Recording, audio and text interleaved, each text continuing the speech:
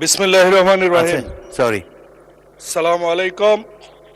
সংসদে আজকে আমার জীবনের প্রথম দিন, প্রথম কথা, এবং এই সময় আমি স্মরণ করছি বাংলাদেশের স্বাধীনতার ঘোষক শহীদ প্রেসিডেন্ট জিয়াউর রহমান, আপসীর নেত্রী গণতন্ত্রের মা বেগম খালেদা জিয়া, সেই সাথে আমার নওগাঁ ৩ আসন থেকে নির্বাচিত মরহুম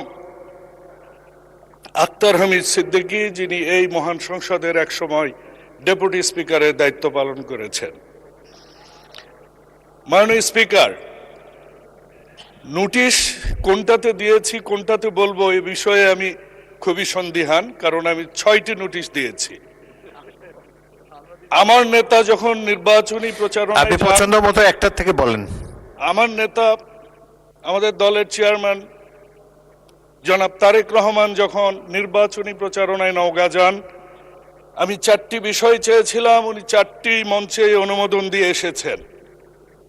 আজকে এই সংসদে আমি যেটি বলতে চাই সেটি হচ্ছে, আমার মতে সবচেয়ে বেশি জনগুরুত্বপূর্ণ এই মুহূর্তে বাংলাদেশে, সেটি হচ্ছে বাংলাদেশের আইন কানুনগুলো সেই ব্রিটিশ পিরিয়ড এবং পাকিস্তানি পিরিয়ডের প্রায় 369টির মতো এখনো আইন প্রচলিত।